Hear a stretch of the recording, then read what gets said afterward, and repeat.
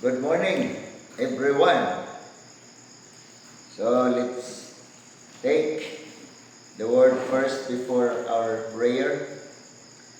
We are in the law of thinking, under the law of attraction in the kingdom message. So in Proverbs 23, verse 7, what he thinks in his heart, so is he. Ano ang iniisip ng tao? Ganon siya. How a person sit down before he's doing that, it's already in his mind or in her mind. So let's take some part. So, number one, God gave man the dominion. So, paulit-ulit kung sasabihin ito. Kasi dapat malalaman, maintindihan, at yun ang laging nasa laman ng isip ng tao, na ang tao ay may malaking responsibility. At yun ang nawala sa isip ni Adan. Siya may malaking responsibility. Of course, his wife, yun ang yung una na nilapitan ni Satanas dahil sa binabasa ko ang salita ng Diyos at pinakinggan ko yung ibang mga preachers na sabi pa at hindi kay sabi pa, itong salita ng Diyos ay malinaw na nagsasabi na tungkol sa Diyos, God is burning fire. Apoy ang Panginoon. Talaga naglalagablab siya. Yun ang kanyang nature. So of course, God was coming out from man, man coming out from God, because God said, "Let us make man in our own image, after our likeness." So talagang kapariho, walang pagkakaiba. So ganon din si Adan, naglalagablab siya na apoy.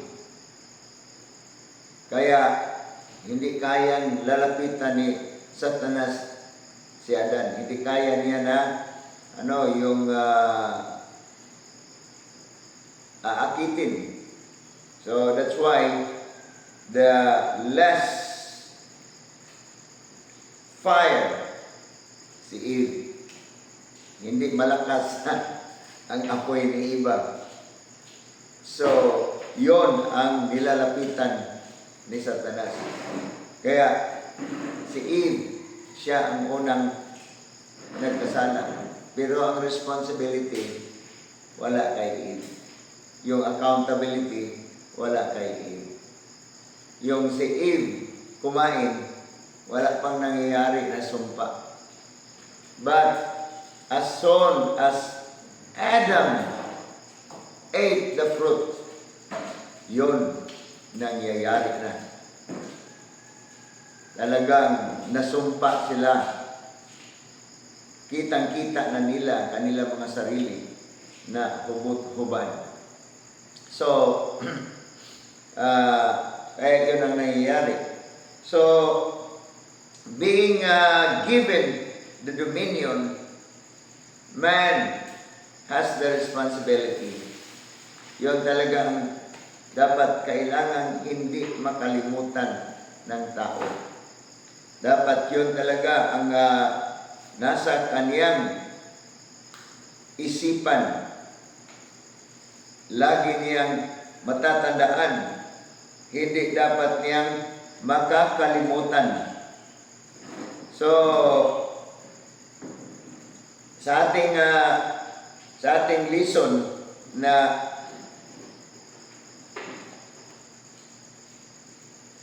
tinitake up ngayon sa law of thinking.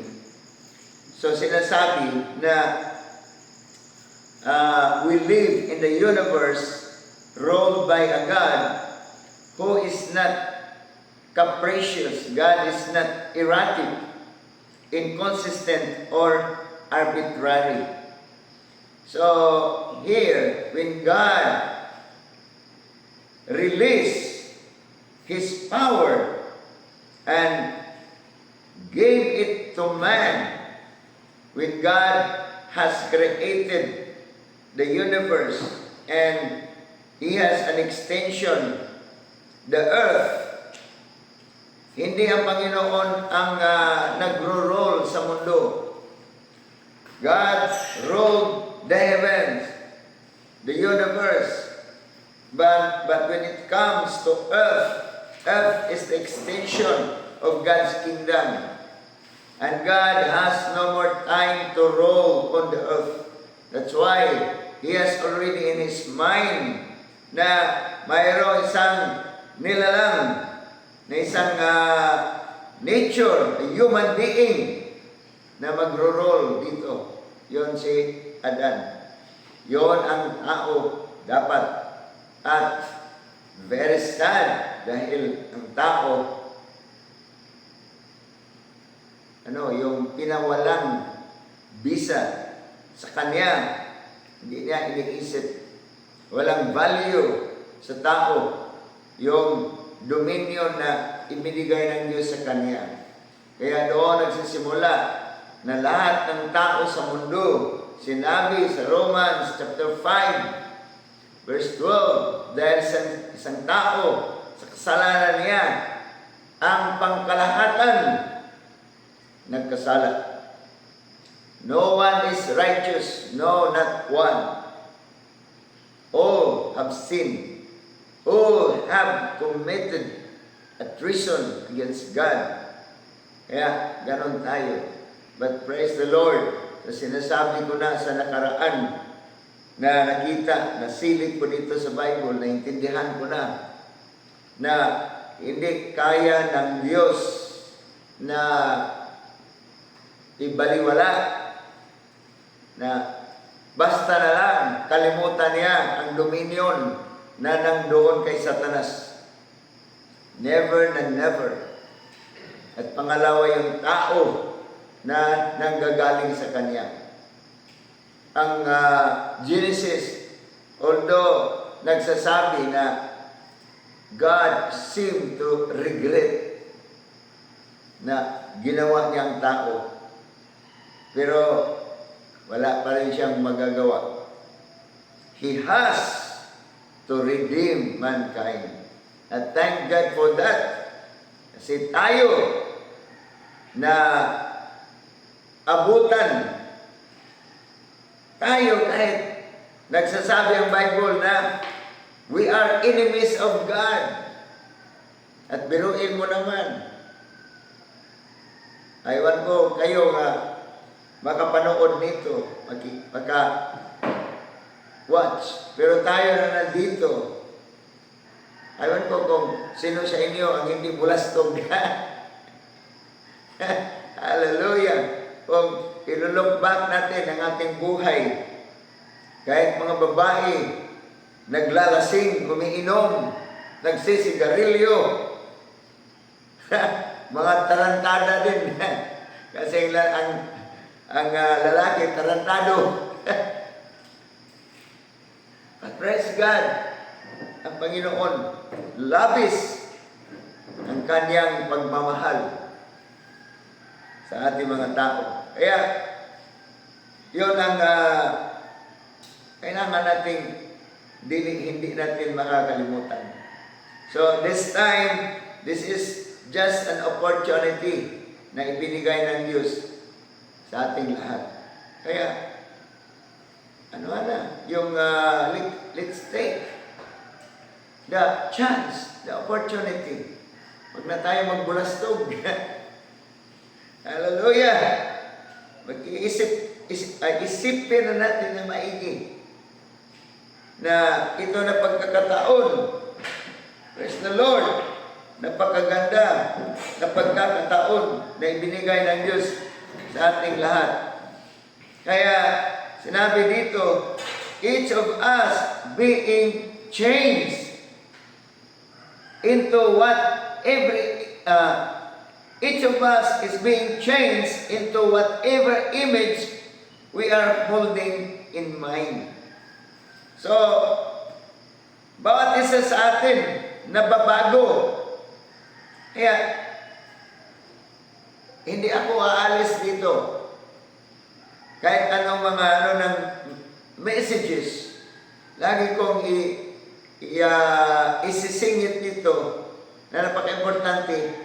Alam natin, may isip tayo.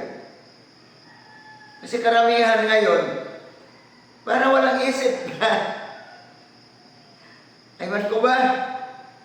Hindi ko halos maintindihan. Bakit nga?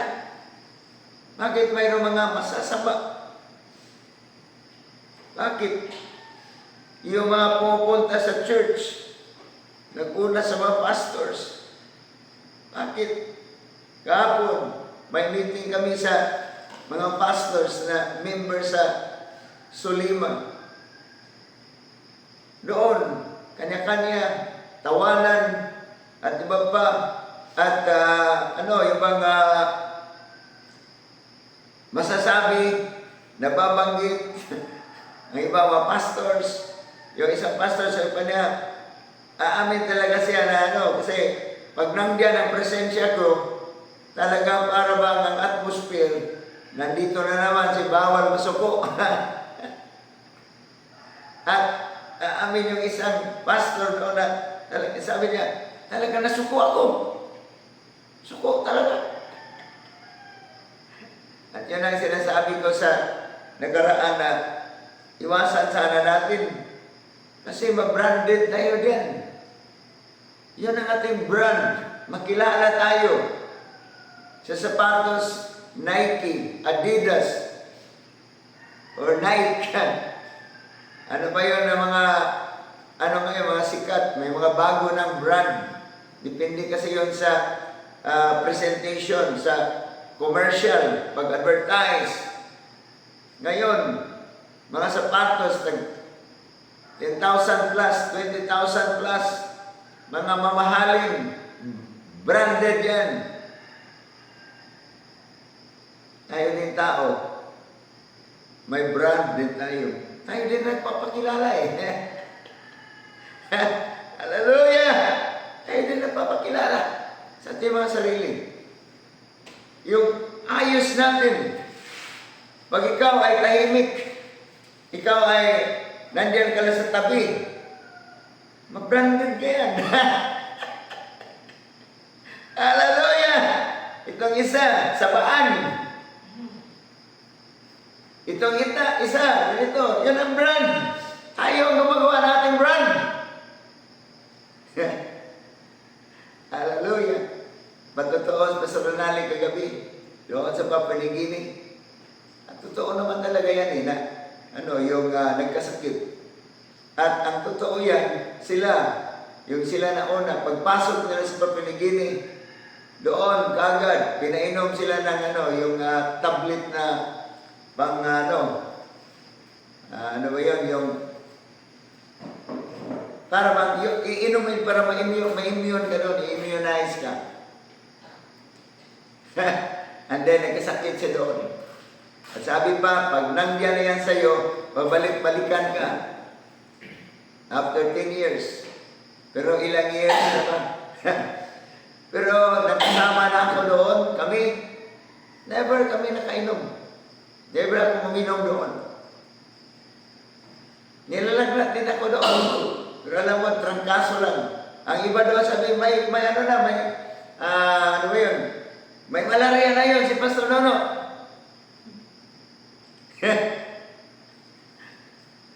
At talaga masakit. Parang mabiyak ang ulo ko, masakit ang mata. Trangkaso talaga. Pero I never think I got malaria.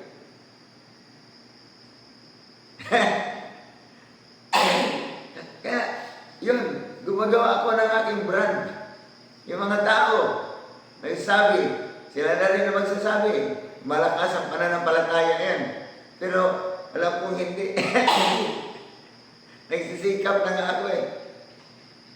Nagsisikap ako na tuklasin ko, malalaman ko anong mayroon dito, itong hinawakan kong Bible, and then applying it. At mahirap mag-apply.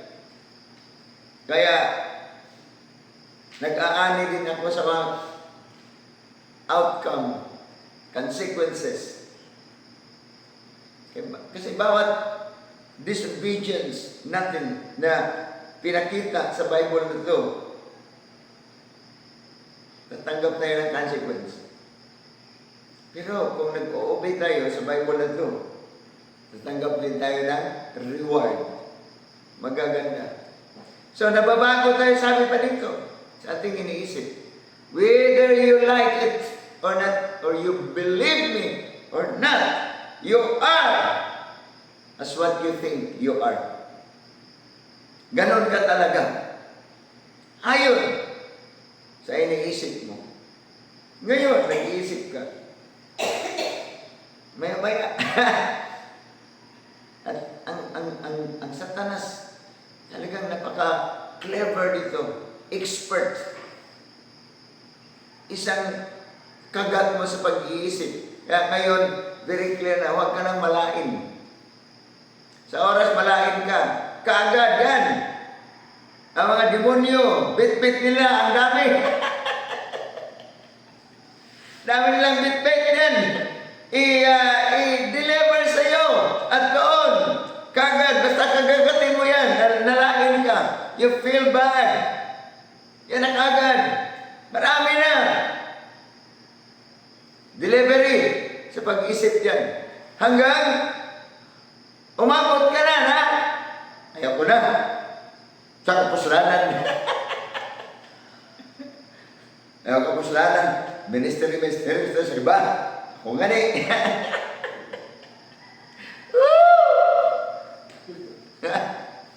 Ako nga ni. Wala ako sa magandang ayos. Mag-ayos ka pa sa iba.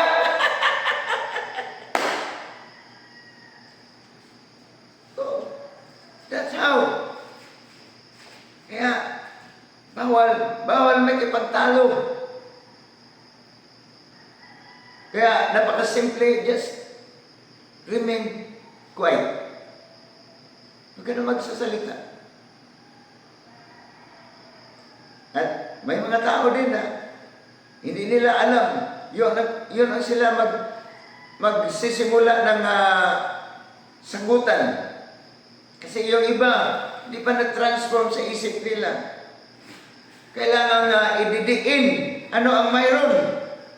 At makipagtalo. Huwag naman sana. Pero helpless din ang taong ganyan. Kaya, ang pinagsikapan kong pinag-aralan na ina-apply na umintindi sa tao. Intindihin ko siya. Nakaya yung kung labanan, ano ang mayroon siya. Tapos, para bang ibubuga, ikaw ang, yung mga, diyan sa'yo, lalabas. So, dapat, sa pinag-aralan ko, natutunan ko na okay. just let it blow up in front of me. Pero ang hirap yan eh. Ang hirap yan. Hirap talaga. Pero sinisikap ko. Kasi lahat ng tao, pareho lang. All of us. Mayroon tayong demands. Mayroon tayong needs.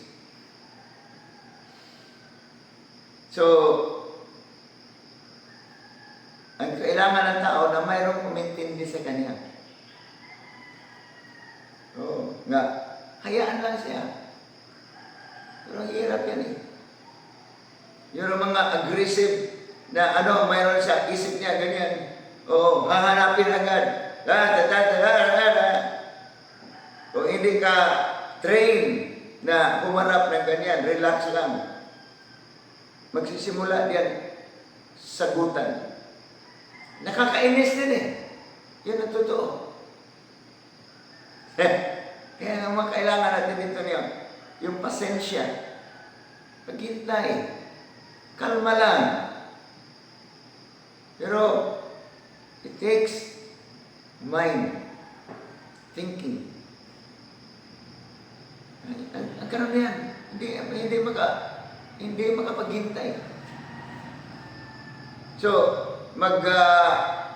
abot ang dalawa. Pareho ito. Hindi makapaghintay. Sinisindihan ang apoy. Okay? Yung paggawaan ng ano noon, yung mga itak, basta yung mga bakal, mga bakal yan eh. So, ilalagay doon sa tawag pugon. Tapos, ang sa amin kasi, nakapagtrabaho ako doon. So, mayroong doon na igaganon mo, igaganyan, para mag yun ng hangin, pagkatos mag-blow doon sa, yung mga kahoy diyan, para nga, yung apoy, ganyan. Ngayon, yung lechon, manok diyan, o anong lechon, so mayroong diyan na, gano'n na lang, paikutin. So tuloy-tuloy yung ng apoy. Ngayon, mayroon ng kuryente. Isasaksak mo na lang, tuloy-tuloy na lang yun pag-blow sa apoy doon. At tuloy-tuloy yung hangin na mag-fan sa apoy. Ganon din yun. Para bang yung apoy? So yung dalawa, pareho ito may mga apoy. Tuloy-tuloy. Kaya doon simula. Makikita mo, maririnig mo, sagutan. Kasi hindi makapagpasensya. Yun lang ang point yan. Bawat isa. Hahanapin yung ano yan, wag ganyan. Tundan. And then yung kaya nakaharap. Ganon din. Kasi magdepensa yun. That's the world. But that's not the kingdom of God. Kasi sa kingdom of God, ang Panginoon, may standard siya sa kanyang time. Maghintay. Pero ang tao, train siya na hindi maghihintay. Kaya kailangan natin magbago. Hallelujah! Kailangan natin masaya. Masaya, mabuhay sa mundo. Masarap. Pero kung hindi tayo nakakaabot sa level na to, mamutos at di ka masantos. Hallelujah! So we are changed according to the image picture. Yan. Yan natin sa ating isip. At powerful yan. Powerful yan. Natutunan yan ni Abraham. Natutunan yan sa kanyang mga apo. Hallelujah! Natutunan yan ni Isaac, ang kanyang anak. Natutunan yan ni Jacob. Binago si Jacob sa pangalang Israel. Natutunan yan nila. Natutunan yan sa mga lipi ni Abraham. Hanggang ngayon, natutunan yan ng marami, ng mga pastors, evangelists, at iba pa sa fivefold ministries. They reach to the top. But somehow, some way, it's very sad. Sabi nga, yun si Gerald, ito sa prayer fasting, na yung uphill, mahirap talagang aakyatin. Karamihan nakaabot dito sa itaas. At tumigil na siya. At yung totoo yan, basta titigil ka, nagplato. magsimula ka na downhill. Daming pumalpak yan sa history na mga apostles, prophets, evangelists, pastors, teachers. Many I've heard, I encountered, nabasa. Yung isang tao na, yung twisted yung kanyang mukha dahil, nagkasakit siya ng rheumatoid arthritis. Natuwid na yung kanyang mukha. At gumaling siya. Miraculously, somebody prayed for him. At nagsimulang dinidisciple. Nakamit niya ang taas na level sa kanyang ministry. He can heal sa iba't ibang may sakit at malalaki na ang kanyang crowds as evangelist, international figure. At the very sad thing in his life, hindi siya nakabantay doon. Pride was getting hold of his life. Kasi kasama na dyan, pag nagtrabaho ka talaga, may pira ka. Marami na siyang pera. Kilala na. Popular na. Then one evening, when he stood up in the platform to start preaching, he pronounced, "The world is under my feet." That was the end of his spiritual career. He began his downfall. Na bumalik yung kanyang sakit na rheumatoid arthritis. At yun ang kinamatay niya. Marami. Sa nabasa ko na history of the revival sa mga ginagamit ng Diyos in 1960s. Ang dami doon, mababanggit kong pangalan, pero hindi ko na sila sasabihin. Namatay, mayroong isa diyan, namatay po, 46 years old. Namatay 56, 50 plus, di pa nakaabot ng 60. At sabi sa book na yun, ang mga natira, Oral Roberts, Billy Graham, Kenneth Hagin. Ito, mga matitindi ito sila, ginagamit sa time na yan. At nangamatay na rin ito sila. Yun si Pat Robertson, founder sa, yung 700 Club. Ang dami nila. Then, John Austin, ang tatay ni Joel Austin. Ito sila, during sa mga kasagsagan ng na yan. Pero karamihan. So, mabilang lang. Still, included yan sa isip. Kaya, pakinabangan natin ating isip. Let's make our brand.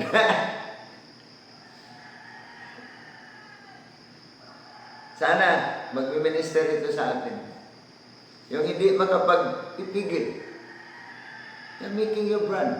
Makilala ka. Kilala ka sa mga tao. Ako, kilala ako sa mga tao na kalmado.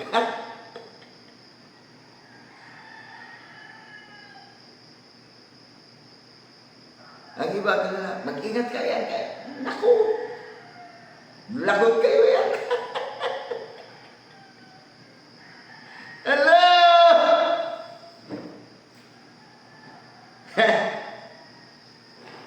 Praise the Lord! 2 Corinthians 3:18.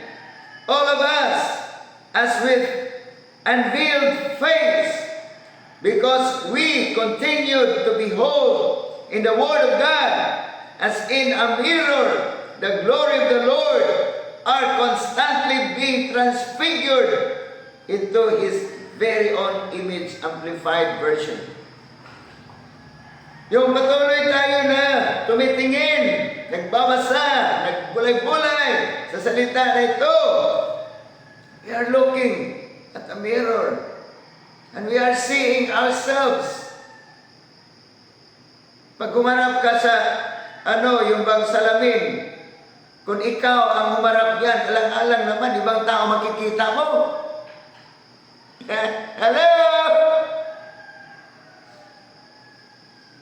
Ikaw talaga, makikita mo. Kaya, ayusin mo yung ayos mo.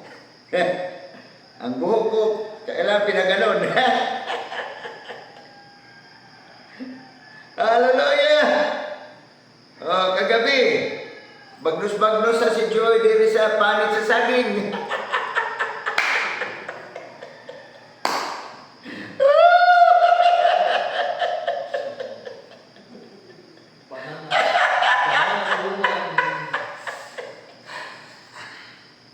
Hallelujah!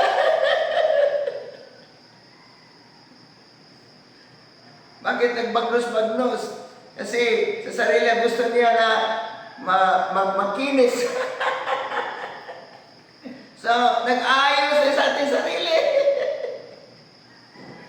When we look at this world, pero yung hindi na makakita na sa kalis, makinig na lang. Makinig sa mga mensahe. Woo! Mga mensahe maganda na ang ating pinakikinggan. Nagsusuplayan sa atin. Kaya lagi kong inaano yung nanood, nakinig ng mga drama. Hindi mo lang namalayan yan. Pag hindi ka pa careful dyan, pasok yun. Ang galit. Ang ng ninyong mga tao dyan. Nandyan yung pagsisinungaling. Nandyan yung cheating. At iba pa. Hindi pagpapatawad, kaya paghihiganti. Hello? Yun. Yung pinapanood, manood din sa akin kasi lalabas Yun, paghihiganti. At saka maglingo-lingo ko. It's not like that. Pero ang iba na wala pa siyang yung mga pangharang. Hindi mo na malayan, sinusuplayan ang mayroon ka dyan. Kaya kailan sisirain natin anong mayroon dyan. Kasi pag hindi pa yan nasisira, bawat panunood, pakikinig natin, nagsusupply yun ng energy of who we are na na-build mula sa ating pagkabata. Kaya, totally, forcefully, let's destroy the old image of ourselves.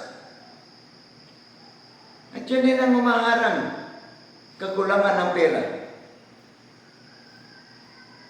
That's the truth. Masakit man yan. Kaya sa akin, inano ko yung sarili ko araw-araw. Lord, help me. That I can have my quality time to use my mind to think. It's like Chico. The Lord taught him. Kaya na-achieve niya ang maraming mga kanding, karnero. It was in his mind. So, ang iba, hindi makapaniwala dyan. Sobra naman yan. Na, sabi ko, paghiram ng maraming may agila. At yun ang iisipin mo, yun ang lagi iisipin. Para pagdating sa pangailangan yan, wala ka nang masabi. Ang alam mo lang, mayroon ka yan. Hello!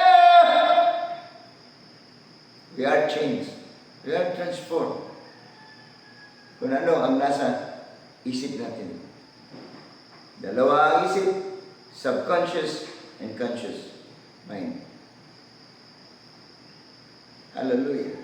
Kung sa computer pa yan, yun ang tinatawag na driver. So yung computer ko na CPU,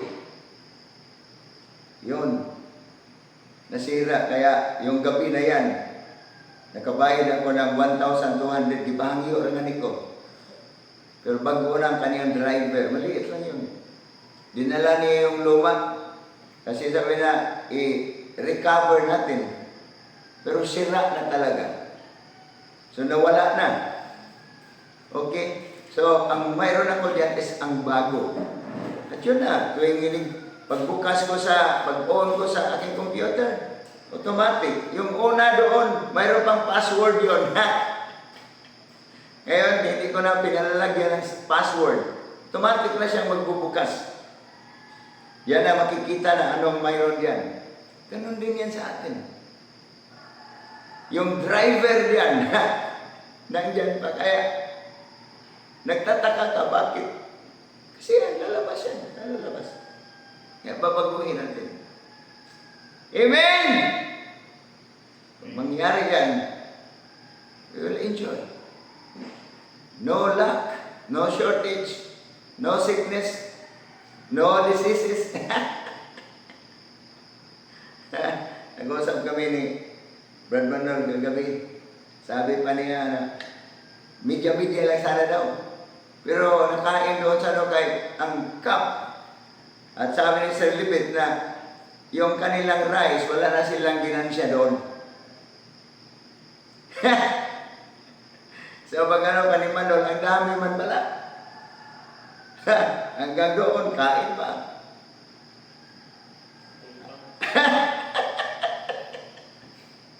Hallelujah. Pero mayroon siyang sinabi sa akin na, yung bumaba daw ang kanyang sugar. Dahil doon sa kanyang, sobrang pait daw. Sabi ko nga, siya mo para pag epektibo yan, ito mga kasama natin na may problema sa sugar, bibigyan natin. Ang problema naman talaga din, ang kaulit. Hallelujah. Thank you, Lord. In the name of Jesus Christ, I believe you today. I praise you. I worship you and honor you, Lord. That, Lord, your plan is really perfect. No flaws, oh God.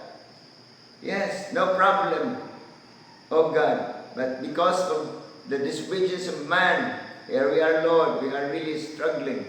But, oh God, you have given us the ways, Lord, the solutions through Jesus Christ. So, Lord, thank you. Oh God, this is what we are doing. We are learning and applying as possible, Lord. We're learning in Jesus' name. So, Lord, thank you. I praise you, worship you. Today, Lord, I declare and decree, Jesus' name, healing, Lord, to those who are sick, or physically, Lord, suffering. I declare healing and I rebuke that sickness and disease. I rebuke you, Satan, demons and evil spirits, and cast you out now. Go! Get lost. In Jesus' name, receive your healing now. I declare so, Lord, financial, material provision, oh God, for any, Lord, responsibility today, Lord, obligation, payment obligation, it will be paid, Lord, and I declare, Lord, cancellation of all debts. In the name of Jesus Christ, I rebuke poverty, lack, and shortage. In Jesus' name, Satan, demons and spirits behind it, I rebuke you and cast you out. Go, get lost! In the name of Jesus. Thank you, Lord, also for the salvation of God, Lord, of our family members. I declare, Lord, no one, Lord, will be lost. No one will perish of our family members. In Jesus' name, you have your own way, oh God, of saving people. So I declare salvation now. Satan, demons, and evil spirits, I rebuke you now over our family members in the name of Jesus. Amen. Hallelujah. Okay, so let's start praying individually. Hallelujah.